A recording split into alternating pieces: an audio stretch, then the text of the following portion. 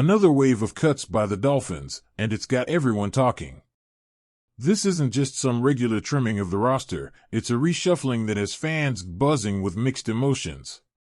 First, linebacker David Anini, gone. He barely had time to unpack before the Dolphins sent him packing. He's been bouncing around the league since 2022, never really finding his footing. Houston, Tennessee, Pittsburgh, Atlanta, Arizona, he's been everywhere but nowhere at the same time. And just when it seemed like Miami might be his new home, that hope's out the window. Then there's Jaquan Burton, who came in as an undrafted free agent. Miami gave him a shot, but it wasn't enough. It's hard not to feel for a guy like Burton, who worked his way up from Florida Atlantic, only to see his NFL dreams cut short. The same goes for Robert Cooper, the defensive tackle who also didn't make the cut. He signed with Miami just weeks ago, but that short stint in the NFL has come to a quick end. And let's talk about the wide receivers. Miami has shown no mercy. Eric Ezukanma, Mike Harley Jr., Jaden Yankee, and Kirik McGowan are all out. Ezukanma, who was supposed to be a promising fourth-round pick, just couldn't seem to find his stride.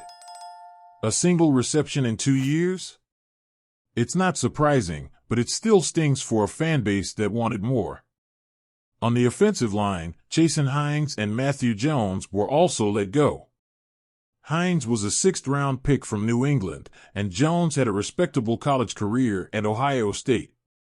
But this league is ruthless.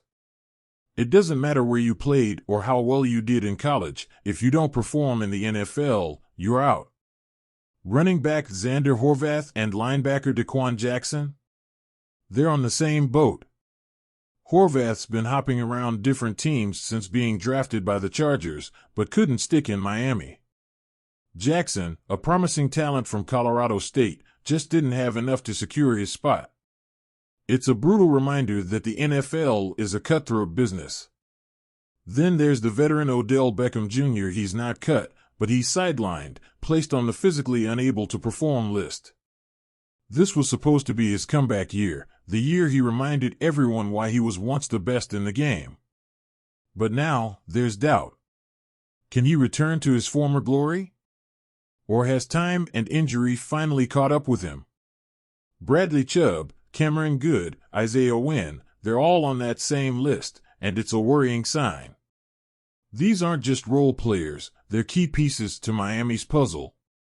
If they can't get healthy, what does that mean for the season ahead? It's not all injury news, though. The team also decided to release some seasoned vets. Curtis Bolton, Blake Ferguson, Neville Gallimore, Jonathan Harris, Isaiah Mack, Anthony McFarland Jr., and Nick Needham all shown the door. Some of these names, like Gallimore, were expected to bring stability, especially with his experience in Dallas. But apparently, it wasn't enough. Even Needham, who's been with Miami his whole career, didn't make the cut.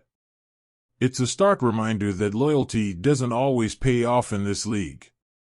And then, there are the injuries. River Crocraft and Cam Smith are on injured reserve. Crocraft's been a reliable presence, not flashy, but dependable. Smith, the promising young corner, was supposed to be part of the future, but now we wait. The Dolphins have listed them as designated to return, but there's no telling when that will be.